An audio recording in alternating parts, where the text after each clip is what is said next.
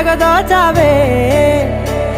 ఏ వందల కొద్ది పండగలున్నా వెన్నెల మొత్తం నిండుగా ఉన్న